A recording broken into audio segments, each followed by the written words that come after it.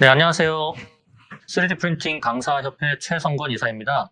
네, 오늘 여러분들과 함께 3D 프린팅을 위한 소프트웨어 활용에 대해서 한 20분 정도 간략하게 말씀드리도록 하겠습니다. 우선은 3D 프린팅 프로세스를 간략하게 보면요. 기본적으로 그 모델링에서 시작을 해서 결과물이 나오게 되어 있는데요. 3D 프린팅의 시작은 사실은 모델링이에요. 물론 이제 개인적인 뭐 아이디어나 이런 것들이 필요하겠지만 기본적인 계획이 세워진 상태에서 시작은 3D로 시작을 한다. 그 다음에 적층 제조의 개념으로 모델 자체가 이제 한 층 한 층 레이어로 만들어지다 보니까 거기에 관련된 프린터로 넘겨서 피지컬한 결과물을 얻게 되죠. 실제 피지컬한 결과물을 얻기까지의 과정이 간단해 보여도 모델링 상에서 문제가 없이 준비돼야 되는 것이 매우 중요하고요. 어떤 소프트웨어를 사용하는지도 매우 중요합니다. 최근에는 과거에 이제 프로토타입을 만들던 시절에서 이제 엔드 프로덕트라고 해서 또는 파이널 프로덕트라고 해서 실제 사용할 수 있는 파트를 만드는 시대가 됐습니다. 그래서 무엇보다도 디지털 소프트웨어에 관련된 어떤 것들이 준비해야 되고 어떤 것들이 우선적으로 필요한 것인지에 대해서 앞으로 말씀을 드리도록 하겠습니다. 우선 그 3D 프린팅이라는 것을 막연하게 뭐 바로 그 어떤 소프트웨어를 얘기하기보다 3D 프린팅 관련해서 이제 한 7가지 요소들이 있잖아요. 대표적인 것들인데 여기 보시다시피 우리가 디지털 모델링을 할 때 이런 방식에 따라서도 그 소프트웨어 결정을 신중하게 고려를 해야 됩니다. 그래서 이것이 산업적으로 쓰이는 것이냐 아니면 뭐 학습용 정도로 쓰이는 것이냐 이런 레벨에 따라서도 또 관련된 기술에 따라서도 선택하는 소프트웨어에 대한 고려들을 한 번쯤 해봐야 됩니다. 그리고 이제 본론으로 좀 들어가서요. 3D 프린팅 모델링 유형을 좀 한번 볼 차례가 있는데요. 우리가 기본적으로 많은 소프트웨어들이 있어요. 그런데 3D 프린팅에는 어떤 것들을 선택해야지 적절한지 이런 것들을 고민을 하거든요. 특히 3D 프린팅에는 걸음마 단계에 아주 기본적인 무료 CAD 데이터 프로그램들이 있어요. 근데 그런 프로그램들은 초기에 이제 뭐 장난감이나 자기가 취미로 합의 수준에서 할 수 있는 것들을 하기에는 적합하고 또 교육 같은 데 사용하기는 적합해요. 그런데 실제 우리가 산업에서 기업에서 아주 프로페셔널한 어떠한 단계를 가져가시려면 이제 조금 더 그거보다는 높은 단계의 엔트리 레벨, 최소한의 엔트리 레벨의 소프트웨어를 다뤄야 되는데요. 거기에는 3가지 유형이 있습니다. 첫 번째는 넙스라는 방정식으로 만드는 모델링 방식이 있고요. 또 하나는 서브디비전이라고 해서 면을 분할하는 것을 계속 늘려가면서 이렇게 하나로 연결된 면으로 제품을 구성하는 것이 있습니다. 또 하나는 폴리곤 메시라고 해서 스캐닝 데이터 같은 경우도 포함되고요. 다양한 뭐 맥스라든가 여러분이 쓰는 시네아 4D 같은 이런 것들이 이제 폴리곤 방식입니다. 그 다음에 조각 툴인 지브러시 같은 방식들이 폴리곤 방식의 모델링인데요. 이런 삼각형 파셋에 여러 가지 연결되고 요 해상도를 조정함으로 해서 이렇게 곱게 형상들이 이제 다듬어지거든요. 그래서 이 3가지 종류 중에 이제 어떤 방식을 우리가 본인이 가장 많이 쓰고 또 본인이 하고자 하는 문제에 따라서 이 방식 중에 선택을 먼저 하는 거예요. 그냥 뭐 알려져 있는 소프트웨어를 그냥 다른 사람이 많이 쓰니까 이렇게 선택하게 되면 나중에 낭패를 보게 돼요. 호환성이라든가 치수 정밀도라든가 또는 뭐 유기영상을 그려야 되는데 엉뚱한 것을 골라서 고생하는 경우가 있어요. 그래서 이 3가지에 대한 것들을 개념 설명을 후반부에서 해드리겠습니다. 자, 제일 먼저 제가 소개시켜 드릴 것이 디자인, 엔트리 레벨에서 쓰는 디자인 소프트웨어 중에 대표적인 게 라이노 3D라고 있어요. 이거는 이제 넙스 방식인데요. 난 유니폼 비 넬스나 스플라인에서 비정형 유리함수라고도 해요. 이것은 이제 실제로 정확한 모델링을 그릴 때 써요. 쉽게 말하면 디자이너들이 조금 더 쉽게 접근할 수 있게 해놓은 건데 어떻게 보면 직관적인 인터페이스를 좀 가지고 있고 또 제품도 좀 저렴하고 호환성이 뛰어나서 하이엔드 캐드로도 넘기기가 좋아요. 그다음에 3D 프린팅에 대한 안정성이 뛰어난 데이터 오류 검증을 할 수 있어서 디자이너들이 다양하게 자기가 만든 물건들을 하이엔드 캐드라든가 또는 다양한 프린터에 물려서 이렇게 파트를 만들기에 적합하죠. 물론 이 라이노 3D는 초보자들이 쉽게 배울 수는 없어요. 어떤 소프트웨어든지 시간과 좀 뭐 투자를 해야 되는 것도 있듯이 요 방식은 매뉴얼적 적들이 많거든요. 뭔가 다 자동화로 이루어지는 경우는 없고요. 그러다 보니까 이제 제일 먼저 한번 제가 그 추천하고 싶은 소프트웨어 중에 하나고 전 세계적으로 가장 많이 쓰는 영역의 소프트웨어 중에 하나입니다. 자, 그 다음에 이 라이노는 특별히 비주얼 스크립트 파라메트릭 모델링이 되는데요. 이거 같은 경우는 아까처럼 우리가 손으로 만들기 어려운 디자인들을 해낼 수 있어요. 그래서 조금 더 들어가 보겠습니다. 라이노 3D의 인터페이스는 뭐 탑, 프론트, 라이트로 구성되어 있고, 실제 왼쪽에 보이는 이런 아이콘 모음이 실제 이제 모델을 그릴 때 쓰게 되고요. 위쪽에 이제 스탠다드 툴바들이 보조적인 확대 축소라든가 이런 걸 하게 됩니다. 여기에 있는 것들은 모델을 만들면은 매우 애큐러시한 값을 정확히 갖고 가기 때문에 이 초보자들이 초기에는 어려울 수 있으나 한번 배워놓으면은 상당히 유연한 툴이라고 생각하시면 됩니다. 이 넙스라는 것은 어떤 식으로 만들어지는 모델링 툴이냐면 먼저 드로잉을 하게 됩니다. 네, 드로잉을 솔리드로 하진 않고요. 라인 드로잉을 하겠죠. 퓨전 360 같은 경우는 이걸 스케치라고도 하는데요. 네, 이런 식으로 라인들을 내가 원하는 와이어프레임 구조의 형태로 만든 다음에 각각의 이런 라인들을 면으로 재생성을 하죠. 그 다음에 면의 특성들을 맞게 조정을 할 수 있고요. 그것들을 붙이면 드디어 솔리드가 돼요. 네, 솔리드라는 것은 우리가 완전 고체 덩어리죠. 그런데 이 넙스 모델링은 속이 차 있진 않아요. 만약에 이거를 엔지니어들이 쓰려면 여기에 이제 해석을 해야 되기 때문에 볼륨 메시라는 걸 만들거든요. 그래서 안에 이제 파셋, 삼각형 파셋으로 이루어진 완전한 솔리드를 만들게 되는데 그것도 여기서 이제 만든 데이터를 하이엔드 캐드에서 변환이 돼서 해석 데이터로 쓸 수가 있습니다. 자, 이런 구조가 넙스 방식의 모델링 방식이에요. 자, 그래서 이제 이렇게 만들어진 것들은 매우 정확한 애큐러시를 갖기 때문에 허용 공차를 뭐 100분의 1, 1000분의 1 이상으로 잡아서 어떤 식으로 모델링을 하느냐에 따라서 충분히 이제 여러분들 활용할 수 있고 또 상위 캐드로 넘겨서 후속 작업 또는 애니메이션이라든가 이런 CG 같은 작업도 충분히 할 수 있고요. 또 스틸 렌더링이라든가 뭐 이런 부분도 충분히 감당할 수 있는 소프트웨어입니다. 가격이 저렴하고 또 매뉴얼 정보를 쉽게 얻을 수 있고 거의 20년이 넘은 소프트웨어이기 때문에 세계적으로 가장 많이 쓰는 프린팅 뭐 관련해서 마찬가지로 활용이 많이 된다고 보시면 됩니다. 자, 또 하나는 라이노 3D에서는 이런 유기 영상을 모델링을 할 수가 있어요. 소프트웨어 하나에서 처리할 수 있는 것들이 그렇게 많다는 얘기죠. 유기 영상은 면을 이렇게 늘려가서 하나의 면들을 계속 면을 서브디비전 분할하면서 당겨서 만들게 돼요. 이런 면들은 좋은 게 아까처럼 이렇게 딱딱 떨어지는 어떤 붙여서 이렇게 아주 리지드한 형태를 만들 때는 초보자들 같은 경우는 되게 어려워할 수 있거든요. 그런데 이렇게 당겨서 만드는 것은 되려 초보자들이 쉽게 접근할 수 있어서 유기 영상뿐만 아니라 제품 디자인을 하는데도 상당히 도움이 되죠. 특히 곡면 연결성이 많이 요구되는 자동차 디자인이라든가 뭐 이렇게 유기 영상의 피규어 같은데 사용하기가 매우 좋다고 보시면 됩니다. 자, 그래서 결과적으로 이렇게 나온 것들은 넙스 기반의 모델링 방식을 추가해서 여기에 디테일한 아주 정확한 어떤 로고라든가 치수 정밀도를 갖는 부가적인 디자인들을 같이 할 수 있어요. 자, 그 다음에 그 두 번째로 소개시켜 드릴 것이 퓨전 360입니다. 오토데스크사에서 만든 퓨전 360은 최근에 많은 사용자들을 확보하게 되었고요. 그만큼 광범위한 사용을 할 수 있는 소프트웨어예요. 특히 이제 CAD, 그 다음에 K, 그 다음에 캠, 요 통합 솔루션이에요. 클라우드 기반으로 또 AI를 접목시켜서 아주 고난도의 모델링을, 제너러티브 모델링도 할 수 있고요. 또 직관적인 인터페이스인데 앞서 설명한 라이노하고는 완전히 달라서 처음에 접근하시는 분들은 좀 답답할 수가 있어요. 왜냐하면 모든 일반 사용자들이 접근할 때 그냥 자기가 우리가 펜으로 뭘 그리도 쉽게 좀 생각대로 가고 싶은데 이것은 처음부터 솔리드 오브젝트나 컴포넌트를 그리고 그것에 대한 여러 가지 이제 치수 개념을 거꾸로 적용하고 하이어라키 구조로 내가 내용 모델링을 통해서 수정이 되게 용이한 장점이 있어요. 그래서 실제 뭐 다 이것뿐만 아니라 그 오토데스크 퓨전 360 같은 경우는 기능들이 정말 많습니다. 파트별로. 그래서 다양한 것들을 이것저것 모두 하고 싶다 그러면 퓨전 360이 탁월한 선택이 될 것이고요. 디자인 분야에서 아까 같은 알고리즘이나 이런 부분을 좀 많이 한다 그러면 라이노가 또 탁월한 선택이 될 것입니다. 소프트웨어는 우열을 가릴 필요가 없어요. 자기가 목적성에 맞으면 그게 가장 좋은 소프트웨어고요. 단지 어떤 비용이라든가 이런 또 사용성 또 이것을 했을 때 정말 내가 원하는 목적을 달성할 수 있는가 이런 부분에 의해서 판단을 하게 되거든요. 남들이 많이 쓴다고 소프트웨어를 선택하면 나중에 되게 힘들어져요, 실제. 그리고 소프트웨어는 하나 가지고 모든 걸 해결하는 거는 전 세계에 정말 하나도 없습니다. 왜 이렇게 많은 소프트웨어가 나온지 여러분이 한번 곰곰이 생각해 본 적이 있나요? 실제 소프트웨어가 많은 이유는 다른 소프트웨어에서 뭐가 안 되니까 다른 회사가 소프트웨어를 만들어요. 또 이 회사가 뭐 안 되면 또 만들어요. 그러다 보니까 너무 많고 선택하기가 어려워진 거죠.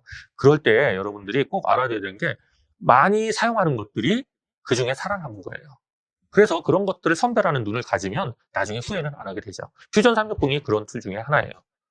자, 그래서 퓨전 360 인터페이스는 라이노하고 좀 다르죠. 네, 이렇게 나중에 여기 플랜이 나오게 되는데요. 플랜을 미리 지정하고 왼쪽에 있는 하이어라키 구조를 통해서 모델을 만들게 되어 있기 때문에 초기에는 적응이 안 될 수도 있으나 한번 적응이 되면 정확한 엔지니어링 모델링을 할 수가 있다는 것이고, 해석부터 기본적인 렌더링, 또 애니메이션, 그다음에 아주 프리폼 모델링, 그다음에 애큐러시 모델링 이런 것들이 다 되기 때문에 어떻게 보면은 저가격에, 또 물론 이제 산업용은 비싸지만 쉽게 접근할 수 있는 소프트웨어 중에 하나이기 때문에 소개를 시켜드리고 싶습니다. 자, 그리고 프리폼 모델링은 라이노에서도 되지만 요 퓨전 360에는요 실제 티스플라인이라는 플러그인을 이제 그 오토데스크에서 사가지고 그 회사를 인수해서 이 안에서 넣었어요. 원래 그것이 라이노에서 사용하던 거였는데 워낙 강력하다 보니까 여기다 넣어서 이제 여기서 자유롭게 저런 모델링을, 프리폼 모델링을 할 수 있게 된 것이죠. 그래서 라이노는 별도로, 그래서 얼마 전에 서브디비전 그런 기능을 별도로 탑재하게 된 거예요. 이제 구분이 아마 되셨을 겁니다. 그러니까 둘 다 된다는 얘기입니다. 자, 그리고 엔지니어링이나 이런 기구적인 것, 아주 정확한 어떤 설계 개념이 필요한 것들은 당연히 수정을 많이 하겠죠. 수정이라는 것이 용이한 것 중에 이 퓨전 360은 여러분들한테 상당히 강력한 존재가 될 수 있어요. 왜냐하면 디자이너는 사실은 이렇게 뭔가를 그릴 때 수정해야 될 일도 많거든요. 설계에서도 마찬가지죠. 그러면 수정의 관점에서 보면 라이노보다 훨씬 퓨전 360이 뛰어날 수 있어요. 그러나 왜 디자이너들은 라이노를 많이 사용할 거예요? 그리고 왜 설계자들은 퓨전을 많이 사용할 거예요? 네, 여기서도 다 된다고는 말할 수는 있지만 절대 그렇지 않아요. 접근하는 인터페이스가 다르고 디자인 체계, 사고 체계에 맞게 준비된 것은 라이노고요. 실제 설계 개념 체계로 만든 것은 퓨전 360이 맞습니다. 대부분 어떤 게 좋다를 많이 따지는데 전혀 따질 일이 없어요. 실제 이제 사용해보면 아는데, 모르는 사람들이 한 가지 소프트웨어만 사용해보고 또 남 이야기만 듣고 좋다는 얘기를 많이 하시거든요. 근데 그런 부분은 뒷부분에서 아마 대부분 정리가 될 것으로 보고 있습니다. 자, 그래서 퓨전 360은 장점은 너무 많아요. 특히 이제 최근 DFM이라고 해서 우리가 디자인 포 에디트 매니팩처링이라고 하는데, 실제 우리가 이런 이상 최적화를 통해서 경량화 스트럭처를 만들 때에도 인공지능을 활용해서, 또는 여기서 나온 이 다양한 예시들이 선택을 폭을 높여주고 엔지니어의 피로도를 높이고 피로도를 낮출 수 있죠. 그 다음에 실제 생산을 했을 때 가장 최적으로 기능을 할 수 있는 파트를 찾아주기도 해요. 인공지능이라는 것이 알아서 다 디자인해주진 않지만 클라우드 상태에서 이 소프트웨어를 사용하면요 매우 강력한 제너러티브 모델링을 할 수가 있어요. 인터페이스는 아까 간략하게 말씀을 드렸기 때문에 이 정도로 하고요. 특히 이제 이런 해석 같은 것들이 중요하거든요. 여기서부터는 엔지니어링 개념이에요. 엔트리 레벨이지만 이런 것까지 포함하고 있고요. 절대 엔트리 레벨이라고 할 수 있는 부분이 바로 이겁니다. 실제 해석을 통해서만이 검증이라는 게 정확히 되거든요. 그래서 실제 이제 이런 에디팅 매니팩처링을 위해서 만든 파트들을 명확하게 해석을 한 다음에 금속 파트를 만들기 위해서는 볼륨 메시라는 방법을 따라야 돼요. 그러면 해석이 안 되거든요, 일반 소프트웨어들은. 그런데 여기서는 그거를 지원하기 때문에 아주 훌륭한 엔지니어링 툴이라고 볼 수 있는 것이죠. 자, 이렇게 나온 것들은 이제 여러 가지 프리폼 도구를 이용해서 수정을 하게 되고요. 물론 인스파이어에서도 이런 툴들이 있지만 이 통합을 시켜놓은 개념으로 쉽게 접근할 수 있는 거는 퓨전 360이 매우 경제적인 소프트웨어로 볼 수 있는 것이죠. 자, 이렇게 해서 실제 이제 만들어진 것은 조각, 실제 3축 조각 지원해 주거든요. 3축 가공기. 2축도 지원하고 3축도 지원하는데 5축까지는 좀 어려워요. 그런데 3축까지 지원하는 거는 왜 중요하냐? 실제 이런 파트들이 금속으로 나왔을 때 기계 가공이 필요해요. 치수 정밀도 때문에. 이런 것까지 모두 할 수 있는 것이 바로 풀 패키지로 나온 것이 퓨전 360입니다. 자, 그리고 세 번째로 소개시켜 드릴 게 지브러시라는 겁니다. 네, 지브러시 들어보신 분도 있을 텐데 아주 전형적인 폴리곤 방식, 즉 삼각형이 여러 가지 모여있는 메쉬 덩어리를 당겨가지고 진흙 있죠, 진흙. 네, 이 진흙을 당겨서 만드는 개념인데 약간의 조형 감각이 필요해요. 그러나 한번 숙달되면 거의 못 그리는 형상이 없는 자유도를 갖게 됩니다. 특히 CG라든가 유기 형상을 많이 그리는 쪽, 아주 디테일한 형상의 어떠한 것들이 요구되는 작업, 이런 것들에 특히 아주 강력한 소프트웨어고요. 최근에는 다이나믹 물리 엔진이 들어갔기 때문에 여러분이 상상을 초월하는 어떤 옷감의 패턴이라든가 피부 실루엣 같은 거를 명확하게 만들 수 있어요. 제가 이제 학교에서 이런 부분을 강의할 때 가장 중점을 두는 것 중에, 소프트웨어들이 많은데 디자인 소프트웨어를 굳이 구분해서 쓸 필요는 없어요. 우리가 필요한 영역이 있거든요. 일을 하다 보면 어쩔 때는 아주 뭐 딱딱한 아주 리지드한 제품 설계를 해달라고도 하고 기구 설계를 해달라는 것도 해야 되지만 아주 유기영상 캐릭터 치수 개념이 좀 떨어지더라도 내가 원하는 스케일로 축소 확대해서 대략적인 형태를 얻고자 할 때가 있어요. 그럴 때는 당연히 이런 조각 개념의 소프트웨어가 필요하죠. 네, 픽설로직스라는 대부분 지브러시로 거의 먹고 사는 나라인데요. 그만큼 강력한 소프트웨어고요. 오늘 영상을 제가 만드는 과정을 보여드릴 수 없는 게 좀 안타깝긴 한데 바로 이런 조각 같은 작품 만들 수 있는 장점이 있죠.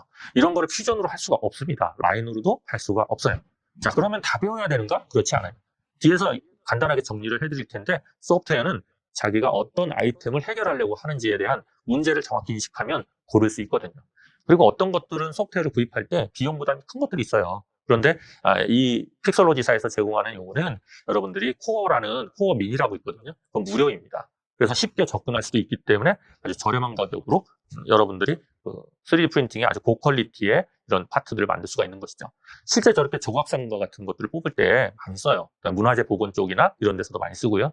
자, 과정 같은 경우는 뭐 복잡한 게 아니어서 진흙을 이렇게 우리가 스컬프트 도구를 이용해서 헤라라고 하죠. 그걸 마우스로 대용하는데 여기서는 신틱 스튜디오를 쓰거든요. 신틱은 일단 회사에서 나온 모니터상에서 그리는 이제 실제 그 어떤 마우스나 스타일러스 펜 가지고 정교하게 그릴 수가 있어요. 마우스만 가지고는 좀 어렵기 때문에 별도의 그 도구가 필요하죠. 그래서 디자이너들은 이런 그 신틱 유명한 장비인데요. 뭐 이건 웹툰 작가들도 쓰고요. 네, 그런데 이제 이런 그 디지털 도구들이 또 가끔은 필요할 때가 있어요. 물론 이거를 전문 업으로 하는 사람에 한해서는 매우 필요할 수 있죠. 자, 그래서 여기서 나온 것들도 바로 STL 데이터라든가 또 매핑 데이터로 만들어서 컬러 또는 모노톤으로 바로 출력을 할 수 있고요. 워낙 정교한 퀄리티를 뽑을 수 있기 때문에 SLA 장비라든가 DLP라든가 이런 아주 고해상도를 표현할 수 있는 그런 프린터를 사용하는 적합한 솔루션이라고 할 수 있습니다. 자, 마지막으로 컬러 프린터를 하고 싶을 때가 있어요. 그런데 그동안은 컬러 프린터를 하려면 노멀 맵을 입혀가지고 막 뭐 되게 복잡한 과정을 거쳤는데 최근에 드디어 이제 이 키샷이라는 소프트웨어가 나오면서 이 키샷은 오래됐습니다. 이미 한 23년 정도가 됐는데요. 라이노하고 거의 비슷한 시기에 나왔고 이거는 이제 라이노 플러그인이기도 하고 솔리드웍이나 다른 하이엔드 CAD의 비주얼을 담당하는 부분이에요. 그래서 실제 이런 키샷 같은 경우는 리얼 렌더 소프트웨어인데 예전에는 V레이라든가 뭐 멘탈레이라든가 이런 아주 배우기 어려운 설정도 복잡한 것들을 제가 수업에서 맨날 가르쳤는데 키샷이 등장하고 나서 렌더링 걱정을 할 일이 거의 없어요. 네, 렌더링이라는 것은 우리가 스틸 이미지만 생각할 수 있는데 이 키샷에서는 VR, AR, 스마트 인터랙션 콘텐츠를 제작할 수 있다는 것이죠. 그래서 핸드폰하고 연동해서 실제 AR을 구현할 수 있고요. 그 다음에 컬러 3D 프린팅 파일을 지원하게 됐어요. 내가 만약에 금속 재질의 느낌을 출력하고 싶거나 가죽이나 뭐 이렇게 오돌도돌한 패턴을 실제 출력하고 싶은데 그걸 어떻게 그려요? 그죠? 그러면은 랩핑을 하면은 그게 볼륨이 생겨가지고 바로 출력됐으면 좋겠잖아요. 근데 그 전에 그런 작업을 하려면 정말 좀 아는 사람만 할 수 있었어요. 그런데 키샷이 이번 10 버전부터 지원을 하면서 거의 난리를 달게 된 거죠. 3D 프린팅실에 액체 타입의 컬러와 분말 타입을 마음 놓고 컬러를 뽑을 수 있게 된 거예요. 자, 뭐 다양한 설명도 있지만 이 정도로 하고요. 자, 요거는 제가 얼마 전에 그 책을 쓰면서 이렇게 키샷으로 렌더링을 해본 거예요. 네, 요거는 실제 이제 뭐 양산을 위한 건 아니었고요. 아까 라이노로 모델링을 정확하게 한 다음에 고무 재질이나 이런 그래픽 매핑을 통해서 이렇게 시각화를 하는 것이죠. 왼쪽에 이제 재질 창이 있고 밑에 보면은 애니메이션이나 VR을 할 수 있는 것 이런 것들이 있어요. 키프레임 애니메이션, 카메라 애니메이션 이런 것들이 실제 영화 카메라에 그런 무빙을 하거나 조명이라든가 이런 걸 통해서 특수 효과를 낼 수가 있고요. 그 다음에 이제 조명을 이용해서 정말 리얼리티가 아주 정말 현실적인 거 구분을 못할 정도의 리얼리티한 그런 제품들 디자인 이런 씬을 얻을 수가 있습니다. 가격도 저렴하고요. 자, 그리고 무료로도 사용할 수가 있어요. 일부 기간 동안. 네, 평가판이라고 하죠. 자, 마지막으로 결론을 내리자면 사실 오늘 한 주제의 핵심이에요. 네, 요 한 장에 다 담겨 있는데 어떤 소프트웨어를 비교하게 됐는데 사실은 우열을 비교한 건 아니고요. 목적성을 명확히 해야 된다는 거예요. 소프트웨어를 선택할 때 남들의 눈치를 보지 말고 내가 어떤 목적을 가지고 있는지에 대한 걸 한번 생각하는 것이죠. 하고 싶고 해결하고자 하는 것이 무엇이냐를 먼저 봐야 되고 그것이 아주 엔지니어링적인 것이냐 아니면 디자인적인 것이냐 아니면 건축 분야냐 아니면 시제품 정도로 끝내도 되느냐 이런 거에 그레이드를 좀 어느 정도 본인이 정한 다음에 거기에 몇 가지를 골라보시는 거예요. 오늘은 제가 하이엔드 프로그램을, 소프트웨어를 설명을 하진 않았고요. GFM 설명을 따로는 안 했지만 언제든지 물어보셔도 충분히 대답을 해줄 수 있습니다. 그다음에 두 번째는 기능상의 강점이에요. 그리고 정말 이거를 했을 때 나한테 충분한 퍼포먼스를 주는 것이냐. 그다음에 생산성이 정말 있는 소프트웨어냐. 네, 생산성이라는 거는 이건 매우 중요하거든요. 시간을 절약하기도 하고 효율을 높이기 때문에 소프트웨어를 선택할 때 기준은 정말 기능도 좋지만 생산성에 대한 고려를 반드시 해야 된다. 그다음에 지속 가능성과 미래 가치 이렇게 거창하게 써 있는데 매우 중요해요. 왜냐하면 여러분들 소프트웨어 선택할 때 이것저것 막 하다가 아무것도 잘 못하게 돼요. 어떤 사람은 하나의 소프트웨어만 가지고 못하는 게 없다는 말을 하죠. 그게 무슨 얘기냐면 소프트웨어를 가볍게 선택하지는 안 돼요. 아, 뭐 무료로 준대. 그래? 써볼까? 그러면 그 시간에 공부를 하게 되거든요. 무료로 해도 만만한 게 없어요. 지속 가능성이란 뭐냐면 글로벌화된 소프트웨어입니다. 오랫동안 내가 사용할 수 있는 라이프 타임을 갖고 있느냐. 그 다음에 직업적 평생 내가 사용해도 나한테 가치를 줄 수 있느냐. 그죠? 그냥 소프트웨어를 겉이 번드르다는 거 선택했다가는 남이 선택하는 걸 똑같이 선택했다가 낭패를 보는 이유는 뭐냐? 내 길과 다른 거를 선택하면 안 되는 거예요. 반드시 자기 중심적 사고를 하고 그것이 전 세계적으로 증명이 되는 소프트웨어야. 이건 결국에는 호환성하고도 관련있거든요. 디지털 데이터는 호환이 최고의 중요해요. 아무리 허접한, 누구 말대로 별로의 소프트웨어도요, 거기서 잘 만들어서 하이엔드로 넘기면요, 충분히 모델을 만들 수가 있거든요. 그런 시대에 와 있어요.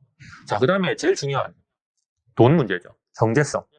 비용 부담이 큰 것이 과연 좋은가요? 그건 답이 없죠. 그 다음에 과도한 시스템을 요구하게 돼요. 네, 그 다음에 프로그램을 깔았는데 컴퓨터가 너무 버벅대거나 너무 좋은 컴퓨터를 사야 돼. 그러면 고민을 하겠죠. 그러면 앞에 있는 사용성과 목적성을 생각해 보세요. 내가 여기에 투자해도 되는가예요. 예, 나는 그냥 무료로 써도 괜찮아요. 그럼 괜찮죠. 네, 예를 들어서 교육 쪽이나 간단한 그런 메이커스들은 크게 돈 비용을 들이지 않고도 충분히 할 수 있어요. 그런데 내가 프로로 어떤 실제 프로페셔널을 하겠다 그러면 경제성이 이제 여러분이 발목을 잡기 시작합니다. 그래서 오늘 소개시켜드린 거는 정말 비싸지도 않고 아주 저렴한, 누구 말대로 그냥 아주 3D를 처음 시작하는 수준이 아니라 보편적으로 이 정도면 어지간한 거는 다 커버할 수 있는 걸 알려드린 거예요. 경제성은 매우 중요하니까 선택을 하실 때 특히 베타 버전이라든가 무료 버전을 통해서 연습할 수 있는지, 시간을 적게 들여서 배울 수 있는지 이런 것들도 한번 고민해 보시는 게 좋고요. 자, 마지막, 사용자의 입장을 정말 고려하는 거예요. 네, 이거는 호환성의 문제이기도 한데 배울 때 쉬운 프로그램은 사실 없는 것 같아요. 아무리 쉽다고 누구는 싱커캐드나 이런 어린아이들도 배울 수 있다고 하지만 뭘 해봐야지 자기게 되듯이 이 정도 레벨의 그 소프트웨어를 여러분이 다루려면 시간을 투자하셔야 돼요. 그리고 인터페이스가 쉬워야 되고 최대한 직관적이어야 돼요. 아까 같이 퓨전 369과 라이노는요 완전히 달라서 그거를 처음에 라이노로 오래 했던 사람은 퓨전 369 할 때 소프트웨어를 답답해가지고 힘들어하겠죠. 그런데 또 달라요. 퓨전을 했던 사람은 더 다르듯이 또 폴리곤이 어려울 수도 있어요. 그죠? 그러니까 그런 그 사용자 입장이 정말 제대로 고려되어 있는지 인터페이스를 한 번쯤은 유튜브나 이런 걸 통해서 좀 보신 다음에 남들의 평도 보시고 이렇게 비교해가지고 선정하시는 게 좋고요. 마지막으로 이 소프트웨어에 학습 정보가 많이 제공되고 있는지를 반드시 파악하셔야 돼요. 자기는 특수한 걸 선택해서 나는 5월에 이게 아니라 나는 정말 이 소프트웨어를 쉽게 어디서든 정보를 습득할 수 있게 준비가 된 소프트웨어인지 반드시 보셔야 돼요. 그래서 아까 말한 대로 이게 범용으로 많이 쓰고 있는지가 관련되어 있는 것이죠.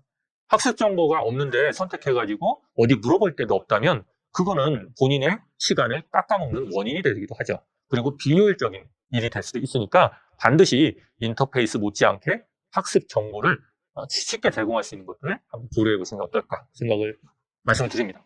일단 시간이 사실은 짧기 때문에 이 정도로 막 급하게 왔는데요. 사실은 3D 프린팅을 위한 소프트웨어라고 제목은 되어 있지만 사실은 그렇지 않죠. 지금 말씀드린 게. 그래서 여러분들이 3D 프린팅을 위한 소프트웨어라고만 생각하지 마시고 이제 조금 더 폭넓게 생각을 해서 오늘 소프트웨어 선정을 할 때 참고가 되었으면 합니다. 자, 그러면 이상으로 관련 내용을 마무리하도록 하겠습니다. 언제든지 궁금한 부분이 있으면 질문을 해주시고요. 오늘 강의를 마치도록 하겠습니다. 감사합니다.